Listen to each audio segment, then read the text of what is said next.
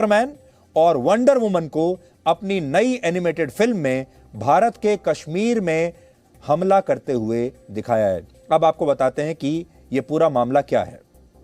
Superman की एक नई एनिमेटेड फिल्म आई है और इस फिल्म में एक सीन ऐसा है जिसमें सुपरमैन और वंडर वुमन कश्मीर जाते हैं और वहां भारतीय सेना के हथियारों और ठिकानों को यह कहते हुए नष्ट कर देते हैं कि विवादित कश्मीर में हथियारों और सेना की मौजूदगी की कोई जगह नहीं है।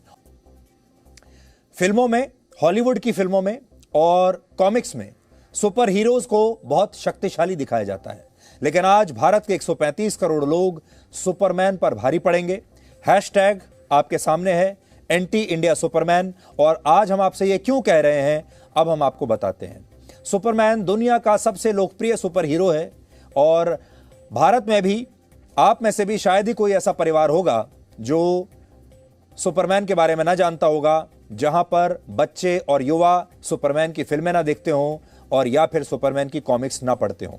हमारे देश में भी सुपरमैन बहुत लोकप्रिय है। सुपरमैन अमेरिका में रहता है, वो अमेरिका जो अपनी फिल्मों के जरिए पूरी दुनिया को यह बताता है कि वो सुपर पावर है और दुनिया को बचाने का ठेका अमेरिका ने ही लिया हुआ है और अमेरिका के लिए ये काम करते हैं वहां पर रहने वाले सुपर हीरोज। इसीलिए आपने देखा होगा जितने भी सुपर हीरोज हैं, जैसे सुपरमैन, आयरन मैन, बैटमैन या और भी बहुत सारे, ये सब अमेरिका में ही रहते हैं और अमेरिका के प्रोपेगेंडा को ये सारे लोग, ये सारे सुपर हीरोज, ये जो कैरेक्टर्स बनाए गए हैं, ये उसे आगे बढ़ाते हैं, जिसकी वजह से अमेरिका की जो सॉफ्ट पावर है वो आज इस दुनिया में सबसे ज्यादा है।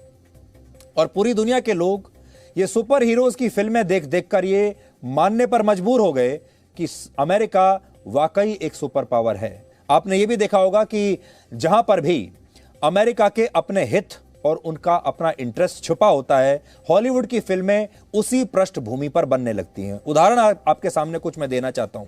जैसे मान लीजिए इराक का युद्ध, जैसे ही अमेरिका इराक में घुसा, हॉलीवुड में बड़ी संख्या में ऐसी फिल्में बनने लगी जो इराक के युद्ध पर आधारित थी। इससे पहले अमेरिका और रशिया के बीच कोल्ड वॉर चल रहा था। बड़ी संख्या में हॉलीवुड में फिल्में बनने लगी जिसमें रशिया को एक बुरा देश बताया गया था और रशिया को एक कमजोर देश बताया जाता था। इसी तरह जब अमेरिका की सेना अफगानिस्तान में घुसी तो 20 साल तक आपने देखा होगा हॉलीवुड ने बड़ी संख्या में ऐसी फिल्में बनाई जिसमें यह बताया जाता था कि कैसे अमेरिका की सेना अफगानिस्तान में आतंकवादियों का सफाया कर रही है, कैसे तालिबान को उन्होंने भगा दिया। लेकिन सच्चाई इसके बिल्कुल उलट थी। सच्चाई यह नहीं थी कि अमेरिका की सेना तालिबान पर भारी पड़ रही थी। सच्चाई यह थी कि अमेरिका की सेना वहां से अपनी जान बचाकर भाग गई। इसलिए अमेरिका में हॉलीवुड की फिल्मों में और सच्चाई में उतना ही अंतर है जितना आपने अफगानिस्तान में देखा। सुपर हीरोज को राजनीति और प्रोपेगेंडा का हिस्सा बनाना वैसे तो बिल्कुल अच्छी बात नहीं है, और अगर ये सुपर हीरोज भारत के कश्मीर में जाकर भारतीय सेना के ठिकानों और भारतीय सेना के हथियारों को नष्ट करें तो आपको इनमें सुपर हीरो नहीं बल्कि सुपर विलेन दिखाई देने लगेगा और आपका मन करेगा कि काश भारत में भी कोई ऐसा काल्पनिक सुपर हीरो होता जो कश्मीर को आजाद कराने का सपना देखने वाले इन सुपर हीरोज को सबक सिखा पाता। लेकिन आज हम आपको कल्पना में ही सही ऐसा करने का एक मौका देना चाहते हैं कि क्योंकि सुपर हीरोज की कहानी बताने वाली मशहूर डिटेक्टिव कॉमिक्स, जिसे आप डीसी के नाम से जानते हैं, डीसी ने अपने सुपर हीरो के किरदार, सुपर हीरो कैरेक्टर सुपरमैन और वंडर वुमन को अपनी नई एनिमेटेड फिल्म में भारत के कश्मीर में हमला करते हुए दिखाया है। अब आपको बताते हैं कि यह पूरा मामला क्या है।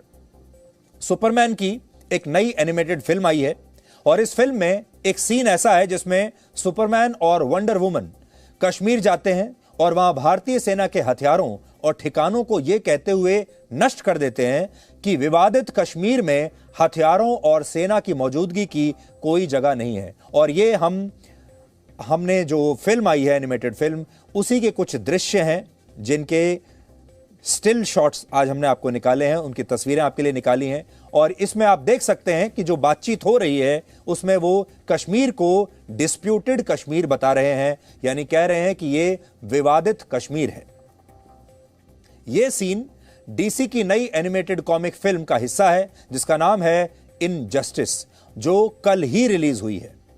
इस फिल्म के लेखकों ने पहले तो कश्मीर को एक डिस्प्यूटेड यानी विवादित क्षेत्र बताया और फिर इस फिल्म में यह दिखाया कि कैसे सुपरमैन और वंडर वुमन कश्मीर जाकर पहले सेना के हथियारों को नष्ट करते हैं और फिर कश्मीर को मिलिट्री फ्री जोन घोषित करके बहुत गर्व महसूस करते हैं। और वो सारी बातें इस समय आपके स्क्रीन पर हैं, मैं फिर आपको दिखाता हूं जहां इस तरह की बातें कही जा रही हैं। Declaring it an arms free zone, यानी सुपरमैन कश्मीर में आता है, वहां पर हथियारों को नष्ट करता है और फिर यह घोषणा करता है कि अब ये जो पूरा जोन है, ये जो पूरा क्षेत्र है, इसे वो आर्म्स फ्री जोन बना रहे हैं, यानी यहां हथियारों की और सेना की कोई आवश्यकता नहीं है।